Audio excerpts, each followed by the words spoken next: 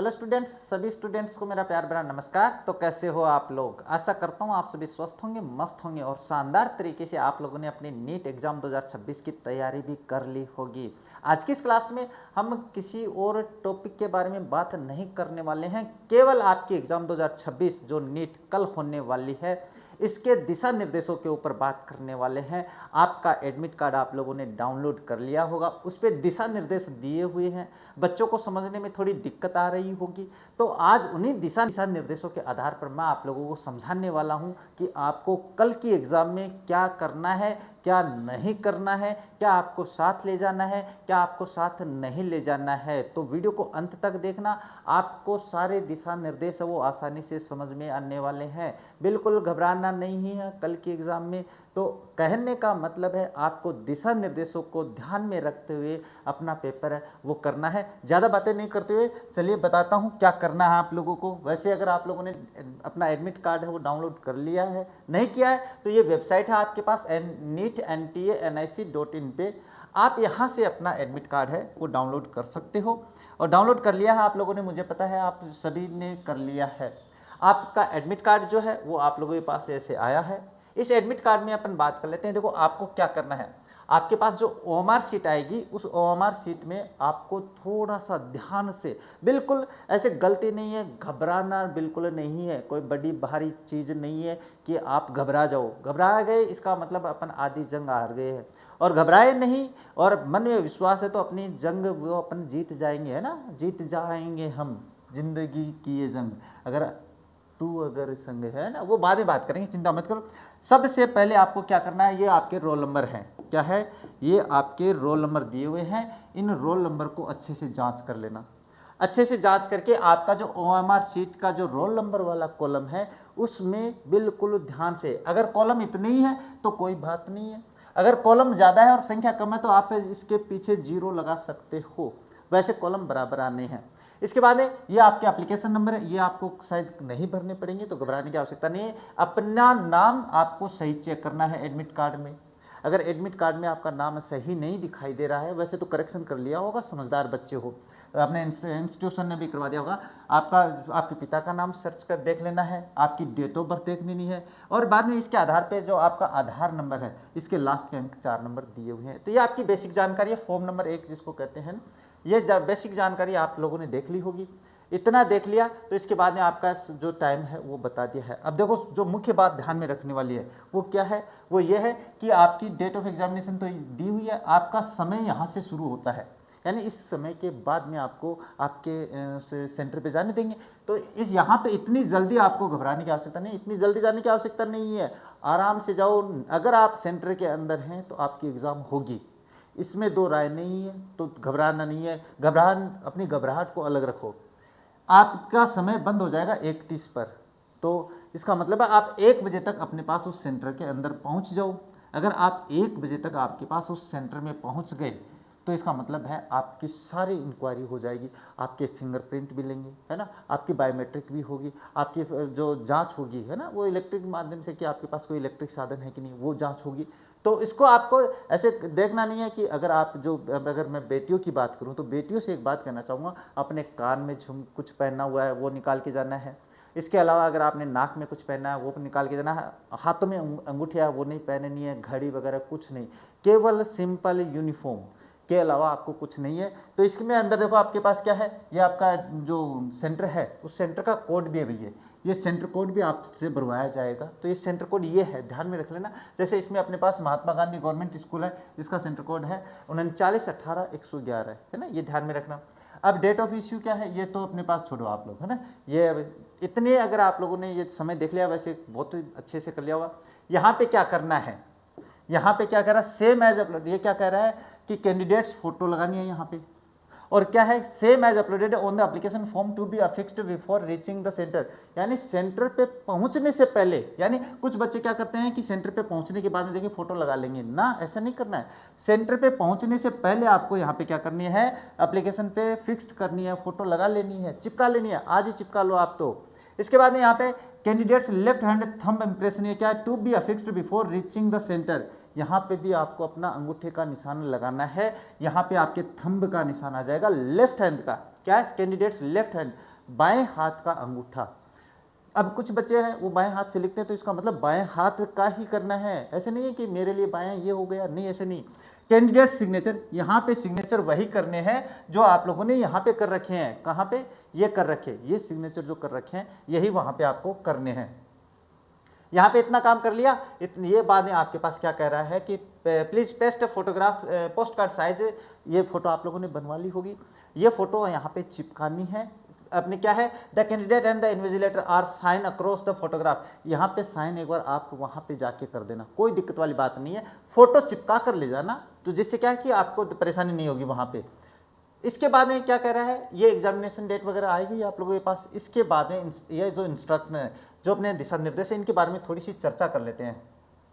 इनके बारे में चर्चा करें तो देखो पहला क्या दिया हुआ है, ये कह रहा है कि candidate must reach the centre at the time indicated against reporting entry time eight the centre in the admit card. जो मैंने बताया है 11 बजे तक पहुंचना, 11 बजे के बाद में पहुंचना है, 1:30 से पहले पहुंचना है, बस इतनी ध्यान में रखना है। No candidate shall be permitted to enter the centre after the gate closing.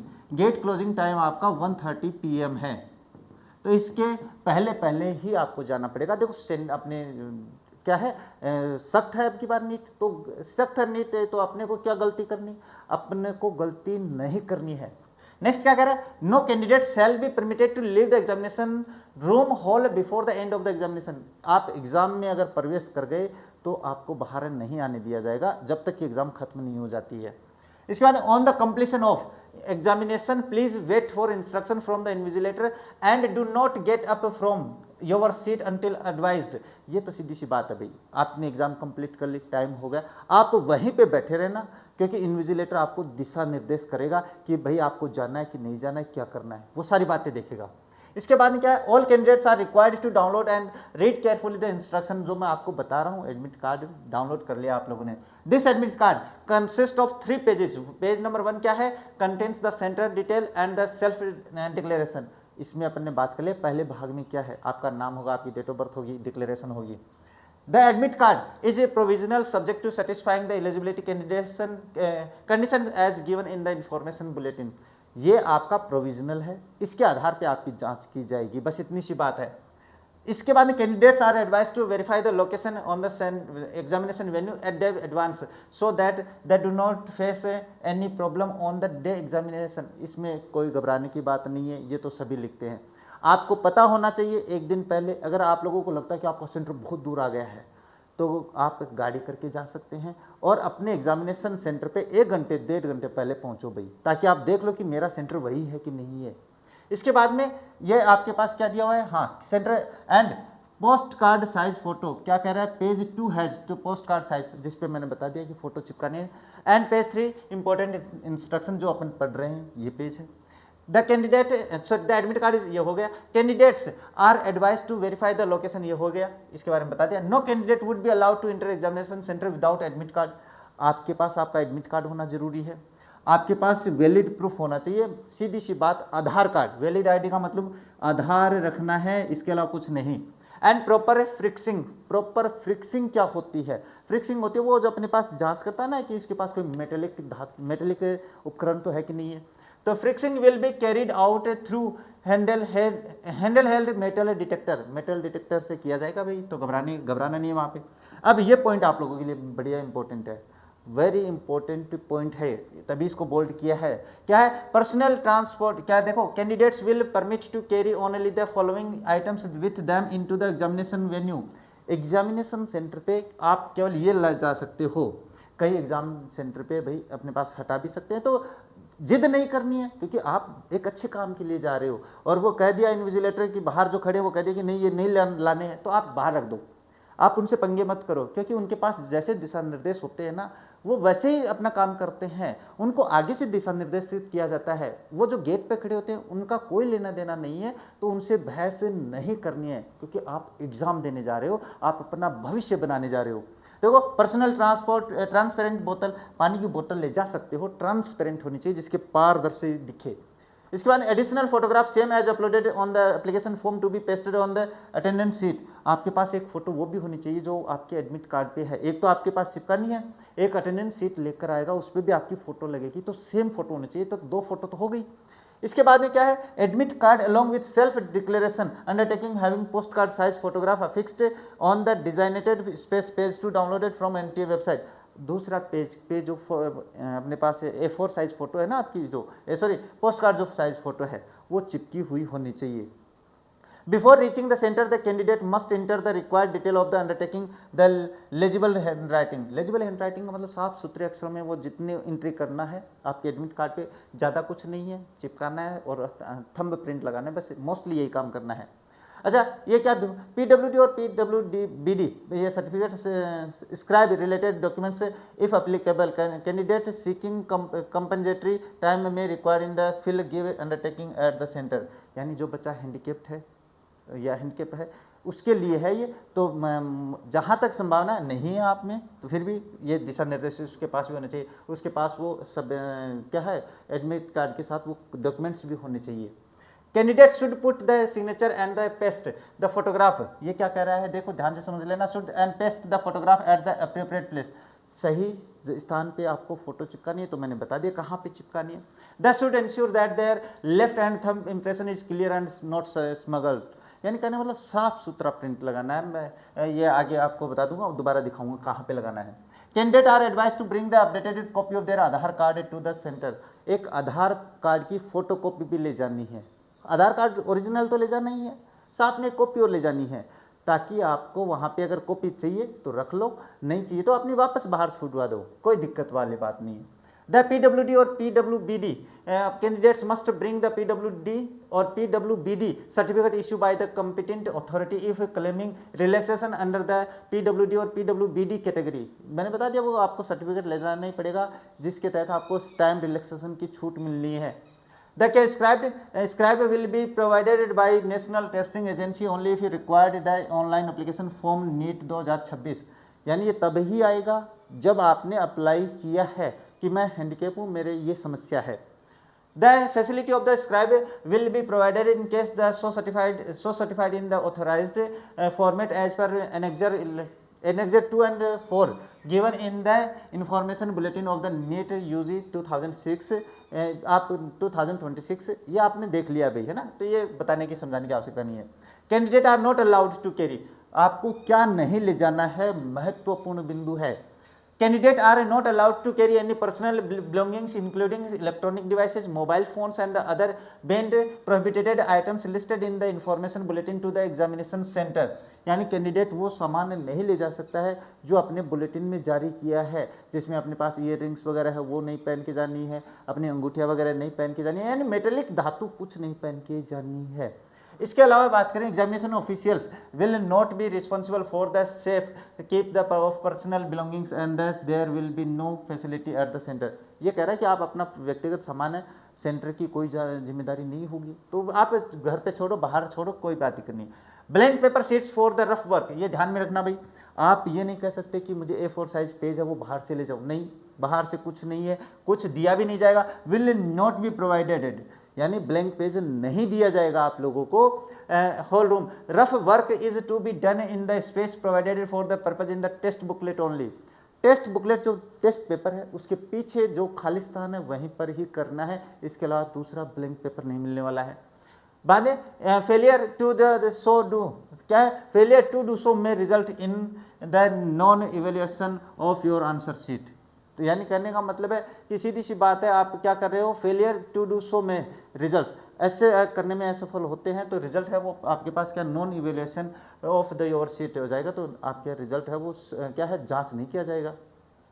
No candidate should adopt any unfair means or indulge in any unfair examination practices as the examination center are under surveillance of the CCTVs and equipped with jammers। आपके पास कोई अन्य सामग्री नहीं होनी चाहिए जो कि prohibited है, यानी वहाँ पे मोबाइल वगैरह जैमर वगैरह से पकड़े जाएंगे, ब्लूटूथ वगैरह नहीं होनी चाहिए, सीधी सी बात है। On completion the test candidate must hand over the OMR sheet both original and the office copy. एक और आपको ओरिजिनल और ऑफिस कॉपी दोनों वहीं पे दे के आनी है, दोनों छोड़ के आनी है। And take away only the test booklet with them, आपको कॉपी वहीं पे दे के आनी है, जो ओमार शीट है और उसके नीचे जो कार्बन है वो दोनों वहीं पे दे के आनी है, केवल आप अपना टेस्ट पेपर ला सकते हैं। It will be the responsibility of candidate also to ensure that the OMR sheet submitted by him her carries his her signature as well as the signature of the invigilator as the predetermined spaces। एक बात और ध्यान में रखना, महत्वपूर्ण बात है, मान के चलो इन्विजिलेटर है वो कोई सिग्नेचर भूल गया है या आपने नहीं किया तो ये आपकी जिम्मेदारी बनती है। आपको ध्यान में रखना है कि मेरे यहाँ पे अपने गुरुजी ने सिग्नेचर किए हैं कि नहीं किए हैं। नेक्स्ट है no bio breaks will be allowed during first hour of और after beginning the exam and last half hour of the exam. आपको बाहर बाथरूम वगैरह पानी पीने के लिए एग्जाम शुरू होने के 1 घंटे तक नहीं जाने देंगे और लास्ट के आधे घंटे में नहीं जाने देंगे, ये ध्यान में रखना।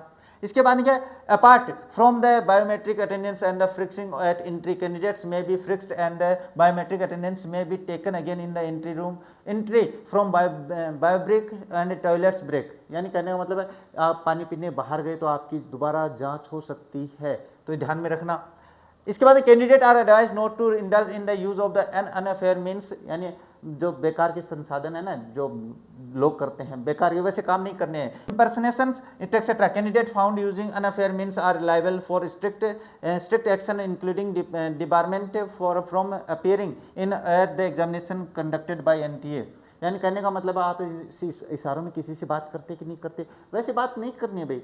अगला आपको गलत बेवकूफ़ भी बना सकता है, तो अगले पे भरोसा नहीं है, भरोसा खुद पे। इसके बाद क्या कह रहा है, इंपॉर्टेंट एडवाइस क्या एडवाइजरीज और टू कैंडिडेट, यानी ये अपने पास कैंडिडेट के लिए एडवाइजरी है। क्या है देखो, NTA क्या कह रहा है, NTA uses AI based real time analytical tools and the technologies in to map likely potential use of the unfair means. यानी कहने का मतलब है AI का यूज करके जांच करेगा भाई। And cheating behaviour bye candidate at all centres both during and the post exams. यानी कहने मतलब एग्जाम से पहले और एग्जाम के बाद में दोनों ध्यान में रखना। बाय क्या है, exams be using AI technologies to confirm malpractice will evidence with evidence. AI में बिल्कुल जैसे कि अपने पास क्या ही आपने अरे मतलब अवैध तरीके से कुछ किया है तो उसकी जांच हो जाएगी। Candidate are advise to check updates the NTA websites regularly. इस साइट पे आपको अपना भ्रमण करते रहना है। The should also check their mail boxes on the registered email address जो आप लोगों ने दिया है and SMS in their registered mobile number for the latest update and the information. ये सारे आपके इंस्ट्रक्शन है जो आपको ध्यान में रखने हैं। अब एक बार मैं आप लोगों को वो थंब जहाँ पे लगाना है वो और दिखा देता हूँ, जिससे क्या यहाँ पे तो आपको पोस्ट कार्ड फोटो लगानी है, ये देखो यहाँ पे लिखा हुआ है सीधे लगानी है, ये ध्यान में रखना।